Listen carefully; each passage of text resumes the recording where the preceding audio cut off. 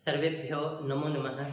आज फिर जयपाल शास्त्री संस्कृत चैनल में आप सभी विद्वानों का हार्दिक अभिनंदन है, स्वागत है। हम छंदों के विषय में पढ़ रहे हैं। पहले भी हमने छंदों के विषय में पढ़ा और आज फिर हम छंदों के विषय में पढ़ने जा रहे हैं जो हमारे नेट या स्टेट में पूछे जाते हैं। तो आप इन वीडियो को ध्यान से देखें और समझें कि स्टेट में किस तरह से प्रश्न पूछता है और आप हमारे इस चैनल को सब्सक्राइब जरूर करें। मंदाक्रांता छंदः। आज हम मंदाक्रांता छंद के विषय में पढ़ने जा रहे हैं जो हमारे स्टेट में पूछा जाता है।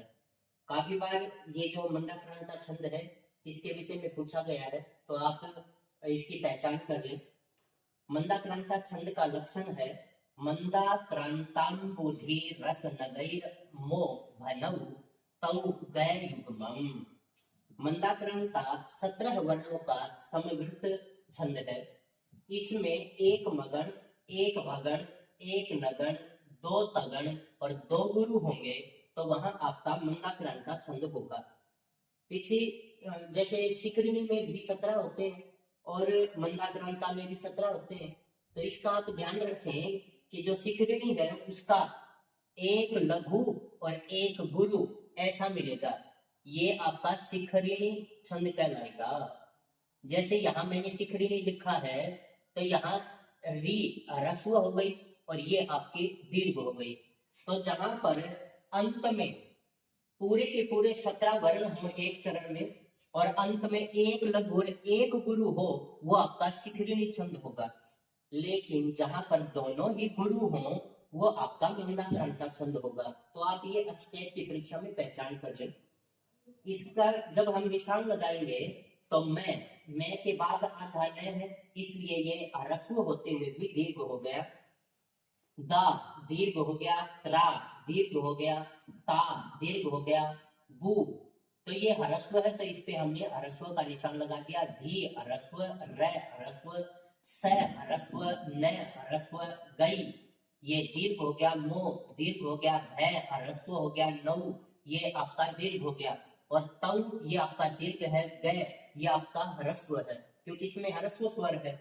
यू ये गै आधा आ गया और आधा वर्ण आने के कारण ये ह्रस्व होते हुए भी संयोगे गुरु गुरु हो गया और अंत में फिर आपका ये संयोग होने के कारण गुरु हो गया।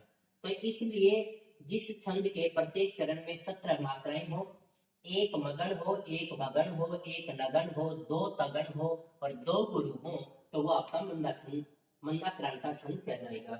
इसका उदाहरण है तीव्राघात प्रतिहत तरुस्कंध लग्नैक दंतः क्रोणाकृष्ट व्रति वलया संग संजात पासः मूर्तो विघ्नस्तपस इव नो भिन्ना सारंग युथो धर्माण्यम धर्मारण्यम विरुजति गजः सेन्दनालोक भीतः। ये श्लोक आपका अभिज्ञान शाकुंतलम से लिया गया है और इसके अंदर तीव्र आघात प्रतिहत तनुस्कंध बहुत अत्यधिक आघात होने के कारण उसके जो ये कमर है इसमें उसका जो है आकृष्ट हो गया है, एक वल्ली एक लता और उसका एक दांत भी टूटा हुआ है, एक दांत उसका लगा हुआ है और वो तपस्वियों में जैसे विघ्न की मूर्ति के समान हो और सारंग युद्ध जो है हिरण जो है उनके झुंड को वो छिन भिन करता हुआ धर्मारण्यम और धर्म का जो ये वन है इसके अंदर वो जो हाथी है विरोचती जो बाधा है उसको उत्पन्न करते हुए सेंदना लोक भीतः जो रथ है उसके जो आवाज आती है उसके वो डर करके भाग रहा है। इस तरह से ये आपका अभिज्ञान शाकुंतलम का जो श्लोक है और ये आपका मंदाक्रांता छंद था।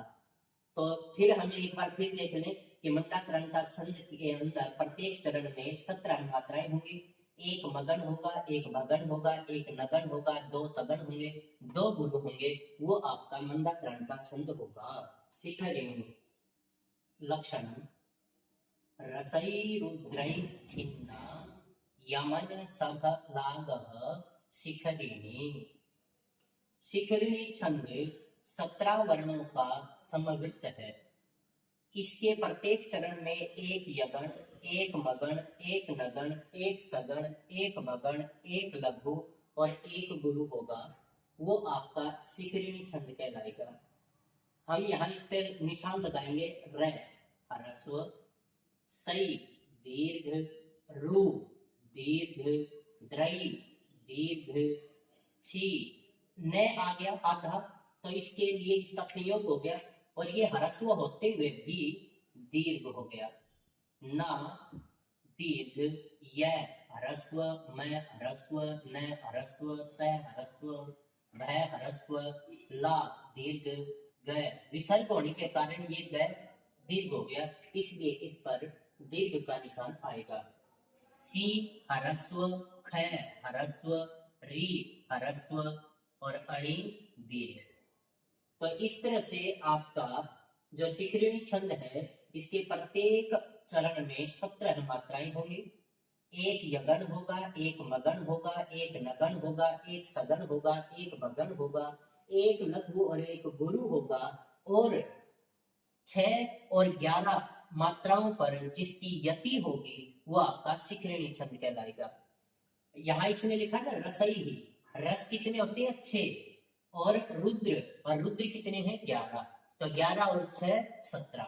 लेकिन मंदाक्रांता में भी 17 होते हैं, लेकिन उसके अंदर जो हमने यहाँ देखा कि एक लघु एक गुरु, लेकिन मंदाक्रांता में ये दोनों ही गुरु होंगे, लेकिन उसकी यति जो होगी वो अम्बुधि मतलब समुद्र 4 है, रस 6 है और नग पर्वत 7 है। तो इस तरह से आपकी जो मंदाक्रांता है उसकी यति 4, 6, 7 पर होगी। वर्ण 17 ही होंगे, लेकिन शिखरिणी की 6 और 11 पे होगी और इसका अंतिम एक लघु एक गुरु होगा, जिसके प्रत्येक चरण में 17 वर्ण होंगे और एक यगण, एक मगण, एक नगण, एक सगण, एक भगण, एक लघु और एक गुरु होगा। वो आपका शिखरिणी छंद होगा। इसका उदाहरण है यदा लोके सूक्ष्मं व्रजति सहसा तद विपुलतां यदद्धा विच्छिन्नमपि भवति कृत्सन्धानमिव तत् प्रकृत्या यद वक्रं तदपि समरेखं नयनयोर न मे दूरे किंचित क्षणमपि न पार्श्वे रथ जवाद। ये आपका अभिज्ञान शाकुंतलम का श्लोक है और इसका अर्थ है कि रथ की गति के कारण प्रकाश में जो बहुत ही सूक्ष्म चीजें दिखाई दे रही है और जब हम उनके पास जाते हैं तो वो अचानक विपुलता बहुत बड़ी बन जाती है और जो छिन्न भिन्न दिखाई देती है और पास आने पर वो जुड़ी हुई के समान दिखाई देती है। स्वभाव से ही जो टेढ़ी मेढ़ी है वो पास आने पर हमारी आंखों के सामने समरेखा में दिखाई देती है। तो कहता है कि रथ की इतनी तेज गति है कि क्षण भर के लिए ना तो कोई वस्तु मेरे से दूर है और ना ही कोई वस्तु मेरे पास है, अर्थात जो दूर है वो पास आ जाती है, जो पास है वो दूर चली जाती है। तो इस तरह से ये आपका अभिज्ञान शाकुंतलम का श्लोक है और हमने शिखरिणी छंद के विषय में देखा कि इसके प्रत्येक चरण में 17 मात्राएं होंगे। एक यगण होगा, एक मगण होगा, एक नगण होगा, एक सगण होगा, एक भगण होगा, एक लघु और एक गुरु और 4, 6 और 4 पर जिसकी यति होगी वो आपका शिखरिणी छंद कहलाएगा। शार्दूल विक्रीडितम, ये शार्दूल विक्रीडितम छंद है। सूर्यास्वैर्मसजस्तथा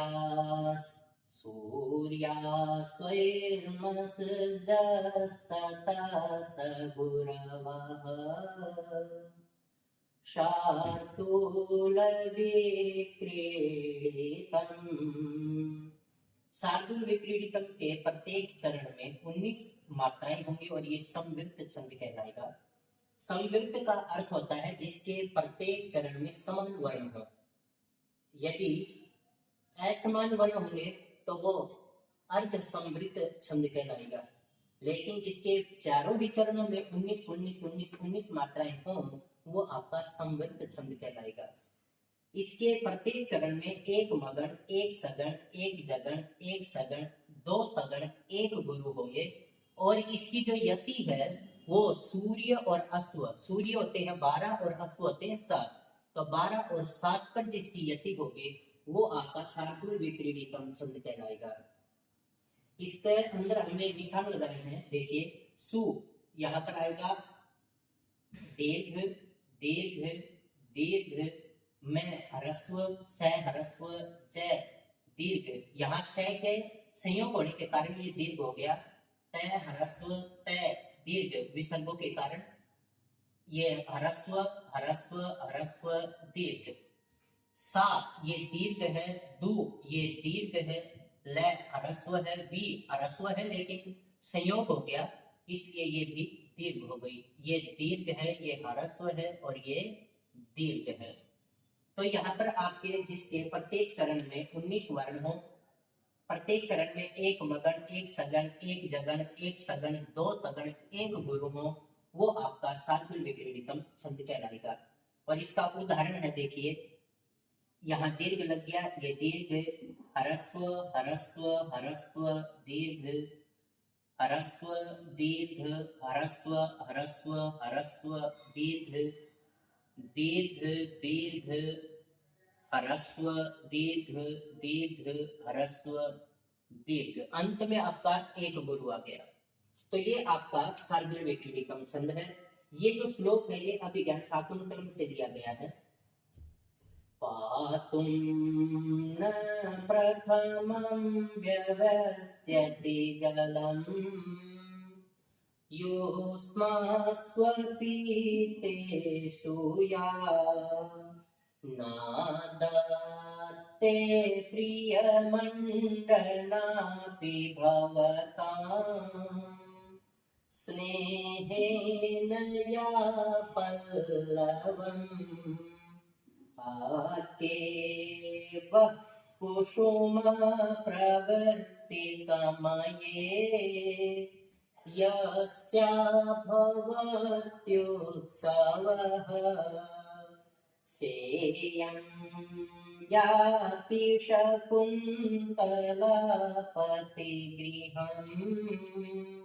सर्वैरनुजायताम्।